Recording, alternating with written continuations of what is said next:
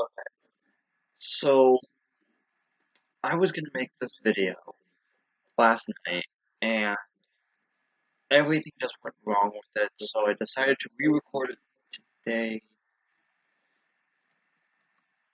and just things have been just messing up. So if it feels like I'm rushing a little bit, it's because I am, but this is important. I kind of want to talk about this. So you're probably guessing by the title that, like, something happened, but how about we, like, talk about a little backstory first. I have I have always had a love of Pokemon. It has always really been in my family, in my life.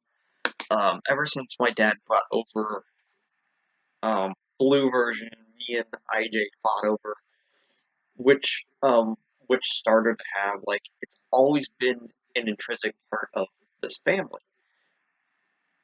Like, and I don't think it's ever gonna really go away. It's something that is essentially part of me. And now my computer's messing up. But I've always had this kind of problem in which I could never just finish the games. Like, it's a problem with me in RPGs. Like, I never get to the end of an RPG because I always feel like I have to restart. And and like, I've never really been able to finish a Pokemon game no matter how easy they are. Which is why I'm very glad to say that I did in fact finish Let's Go Pikachu and Eevee. And I will make a review of it, hopefully this weekend. But I can't really promise with how my schedule is right now. But here's a distinct thing. I I've never really been a fan of shiny hunting. Like, I feel that it takes a little something out of the game where you're just kind of meandering about for a while and just trying to find a certain type of Pokemon in the wild. And and sure, like, I know I know that there are people out there that love looking at that living shiny dex and saying that is something I've accomplished. But over the years, with both the competitive scene of Pokemon and the shiny hunting scene of Pokemon, I've just seen people just cheat, and it feels kind of lackluster whenever they say, like, "Hey, I've got this entire thing," and I don't really believe them because there's so many cheaters out there that it's hard to distinguish, like, who is doing this correctly, who is doing this not correctly. Um, for instance, there's having Zero Aura, a shiny Zero Aura before it's even out, just um feels like it takes the spirit out of the reason why you're even shiny hunting. So I've always been kind of like away from it. Um, CB shows me age rise videos like every once in a while, but I've never really been a big fan of it. Um, but let's talk about a certain creator that kind of sparked a lot of what happened. So, so this person, Verlicify, he's a content creator that is kind of divisive. You either like him or you really hate him. Like, there are people out there that would just not listen to anything someone says if Verlicify said it first. Like, it comes to that point. Is he one of the biggest YouTubers with Pokemon? Not really, but he is one of the most well known. when you look up Pokemon stuff, he's most likely one of the first persons you find. It's because of how much, uh, I don't want to say the word clout, but I guess that is the word. Like, he is kind of the person you kind of go to with this sort of thing. But whether you disagree with him as a content creator is different of whether or not you like him, um, with, you like his content. And I've been subscribed to him since, I want to say, um, Ultra Sun and Moon. So I wasn't there in the beginning when he was like really big, but but I recently found him technically, um, and he is, I want to say, very.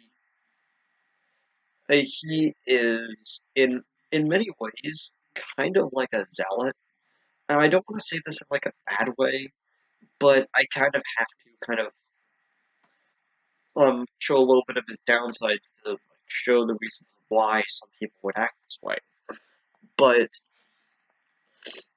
um, when it comes to his love of Pokemon, he is almost like the pastor of a church trying to preach that there is only one way to love Pokemon, and if you're not, then you're doing it wrong. And in some ways, he is kind of right. He is going against a lot of hackers. He's going against people that just aren't, that just take the fun out of Pokemon. And I kind of respect that, but in some ways I think he goes a little bit too far. Some people call him an elitist, and I feel that it's not warranted.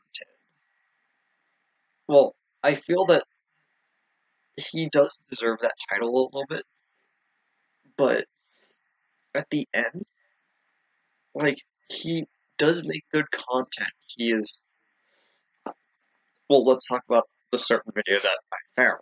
So he, um, oh, and for transparency's sake, I have donated to him in the past. I have what, I was one of the people sitting there in the chat in his 11-hour live stream, talking about Pokemon with other people, and I threw $5. Like, for transparency's sake, I have done that. But he released a video recently, um, in which I saw it yesterday. Like, in which he was basically going, everyone else's, like, shiny hunting videos are wrong. And his reasoning is that he ran the numbers and he used some personal accounts to come up with a better number.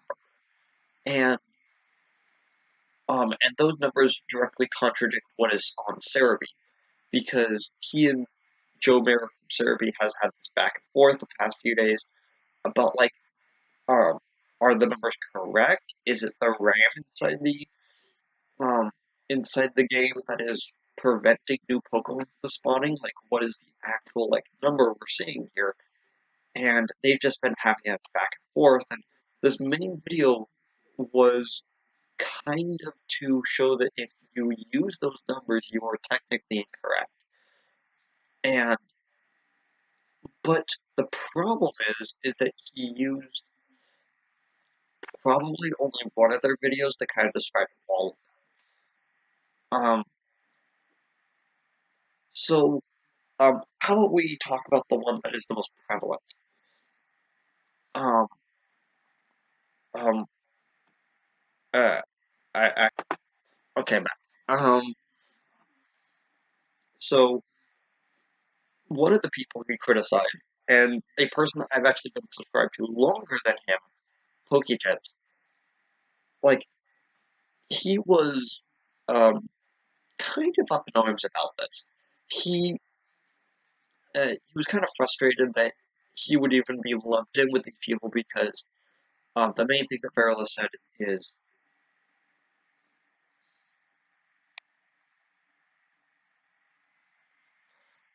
that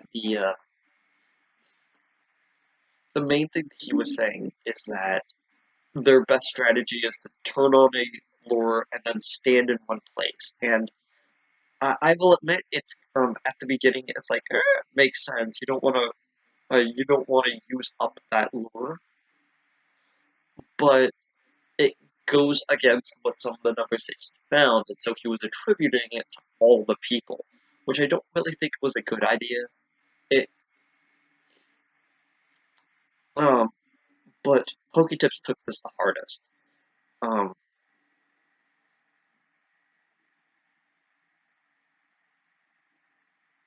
sorry, responding to people. Um, so at the end of the day, you have this situation where Virulus made a video. Poketips got upset because he was being misconstrued in the video of a topic that he wasn't talking about. So Poketips put out this video of Virulus is that Virulus copied his video. The idea of sitting on on a flying ride Pokemon and moving from area to area to despawn the area, to despawn the Pokemon. Sure, he released the video first, but Virulus came up with that idea back in his 11-hour live stream. It You came at it from different angles and you came at the same conclusion. People can do that. That is how ideas work. It's not beholden to one person because they came up with it first. Like, and again, I've been watching Poketips since like before Sun and Moon came out. Like I've actively liked his content, but this is where I kind of drew the line here. He felt like he was going into it too hot. What I mean by it was, sure, he had optimal methods. He had the right Pokemon first. But he then took the entire episode to kind of just insult Felicify. Dang it. I have my entire response to his video here. Um, so I was heading to work at the time, and so I sent a message to him. You started off the video in an insulting manner, not a logical or reasoned one. I would watch the rest of the video to see what he had to say, but I can't tell if you're doing this just to strike at him. So I'm gonna predict your outrage. You're gonna say that he's making content for Let's Go Pikachu and Eevee. So everyone else is making the same content. How does that make you different? If it's about him calling you out for faulty information, that's on you to fix in your videos. I was a little off, and he knew that, and so he responded to me, which I'm very thankful of because I don't usually just stop watching a video. I was on my way to work, and so I didn't have that much time, and so I wanted to get the gist of the video, and so he just said, go back and just watch the video, and so I did, and it was exactly like I thought it was. It was basically several minutes long of just insulting Verlicify, just like I thought he would. But here is my response that he left on his video afterwards. And if this is still up by the time that I'm recording this, then good on him because it's kind of a wall. Okay, I watched the whole thing and I have about 3 comments. First one is that even if he has the same information, he could have gotten to them at the same time as you. The fact that you that you shouldn't have probably have been lumped in with the others is clear, but the fact that you didn't refute the parts that he actually called you incorrect about is kind of sad. Second, you didn't stop at the insults. At first, you think it's because you're a bit upset at slandering your video, but you just keep going with it. You could have been the better man, came at him at a higher level, since he clearly went at you low. You called him entitled, but when you are just throwing insults at him instead of proving him wrong, he has a reason to act that way. And third, you don't stretch out content. I get that. Anyone who has watched you since your early days can attest to that. But why did you have to give your entire life story? You're affirming to your audience what they already know about you and your channel. And it caused one other thing. It stretched out the video. It was roughly about 3 minutes for backstory, one for the intro and tiny skits in between. And how about we move the insults kind of that kind of fell flat, and you have about a minute, minute and a half extra. That would put you under the 10-minute mark. Frankly, I believe I might have been hasty at shutting off the video, but now I'm sure that you're in it only for the pats on the head from those bigger YouTubers. Why else would you pin a comment from Austin John? I hope you have a good time with Pokemon, because I'm not going to be around anymore to watch content.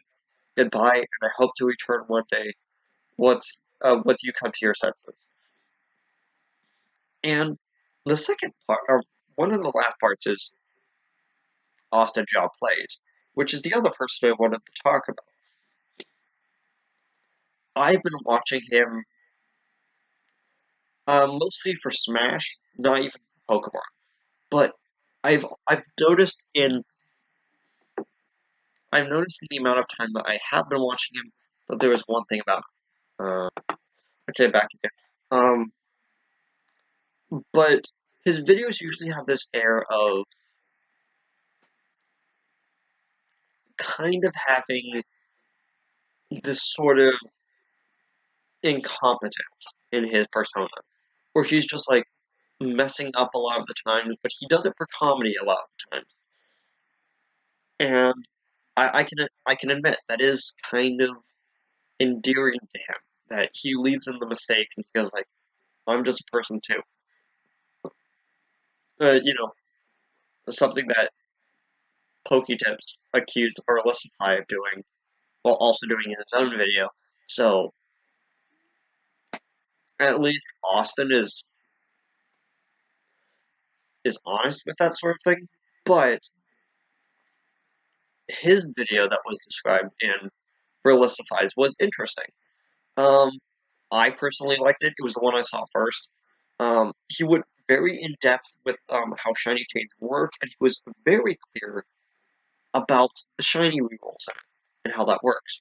He did not give a clear description of how to go about it. Like I said, Verlisify kind of lumped everyone in, so it was kind of a bad mark at him. But his persona of incompetence was kind of prevalent in this. And it's not just him doing the video. It's, again, he's using the numbers from Cerebi. He's using, um, he's using faulty data. And when Verilis calls him out on it, he goes, no, I'm correct. And it feels kind of disheartening. But Austin John responded, put a comment on Poketips, basically doing exactly what I said he did. Basically going, good boy, Poketips, you're now a big YouTuber because you have attacked Verlicify. And it feels kind of almost degrading to Poketips to treat him as almost like a pet. Like, it's like your verbiage was very weird. Like, sure, you probably didn't mean to treat him like an actual dog, but it came off as that. Like, it really did feel like you were virtually patting his head. And it was kind of weird.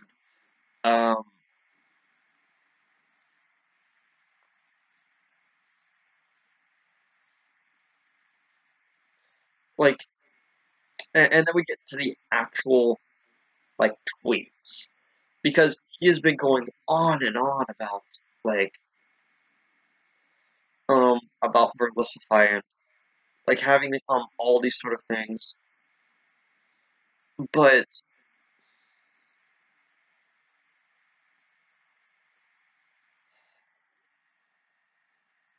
like, for instance, he made this meme, this one, which is basically like, which is the scene from SpongeBob where it's like, here are the shiny odds, right? And it's like, yes, those are the shiny odds. That's not the thing he was talking about, though. It's like, the fact that he completely missed,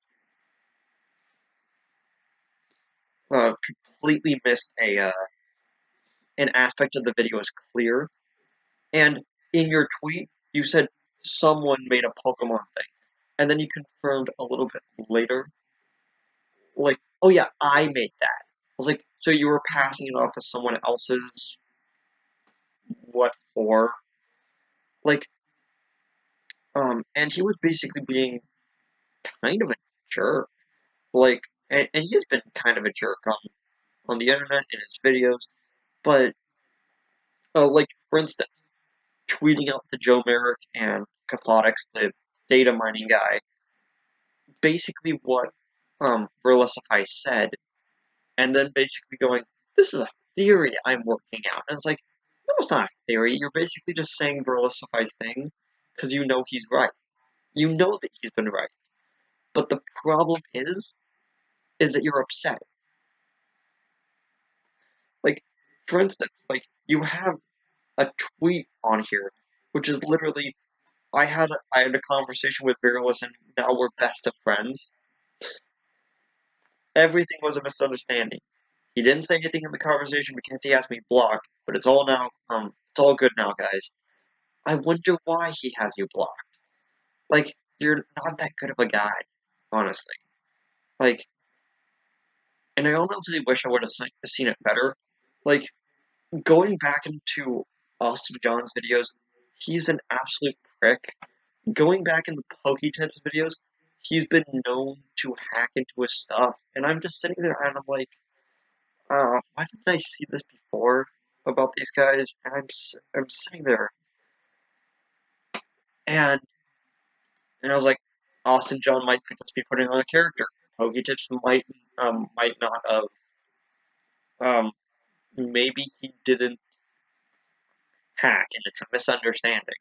But I'm sitting here, and I'm just fed up, and I'm just kind of fed up with those two personalities. Like, it's, and if you want to, and a little thing to add to the fire, you're Austin, you're friends with A Drive. Of course, he's gonna think that you have the same information, same viewpoints as him. Like, you posted that meme to A Drive's Discord, did you not? Like, it's very clear that he thought that you would have actually had the same information. Sure, you could call him out on being wrong, but why didn't you actually use his footage? Like, instead, you used hacked footage of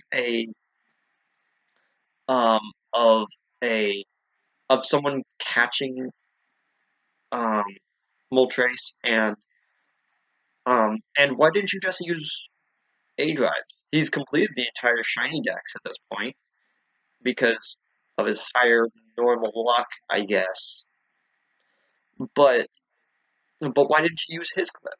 Why did you have to specifically state, "Hey, this is someone's hacked footage"? And I'm like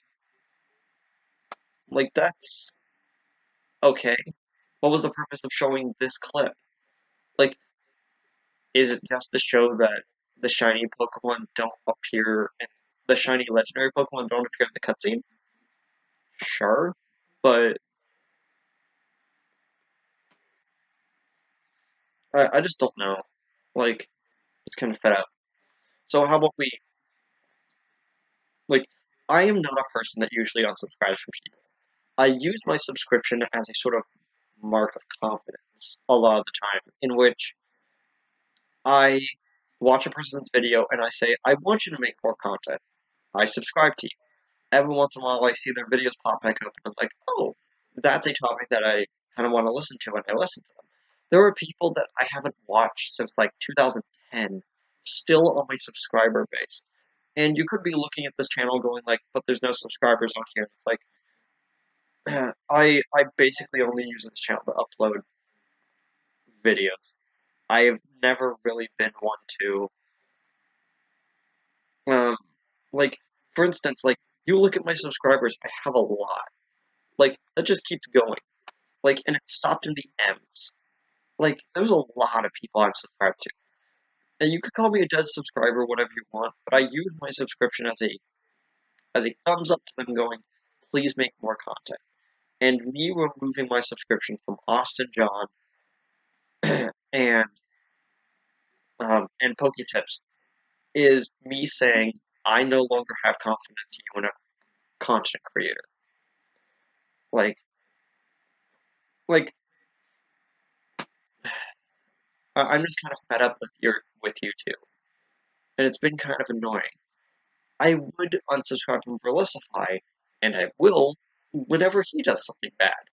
I will unsubscribe from someone else when they are so heinous that I can't watch them um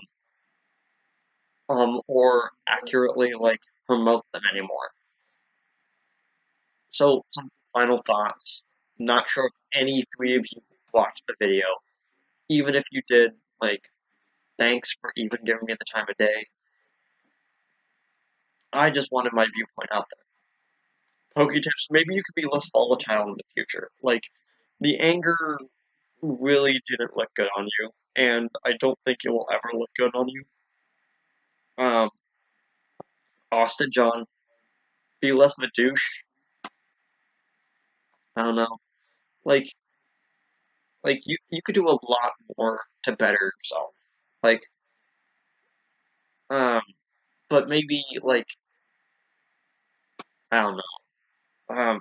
For Lisify, maybe be less elitist about Pokemon. I understand. Again, I understand that you love the series and you want people to also love it. But but at the end of the day, like at the end of the day, you are making content and it's good content. You shouldn't go out of your way to kind of push other people down when they're also trying to make content. Were they incorrect? Yes. Um, were they using faulty information? Yeah. But you don't have to go out of your way to knock them down a few pegs. Like, you know, I'm gonna, I'm gonna just upload this before work and just head off. Like, I'm so tired about the subject. It's actually made me like stress out a little bit. So hopefully, I'll release a full review of Let's Go Pikachu and Eevee by the end of the week. But until then, I almost did. I almost did Fearless's outro, but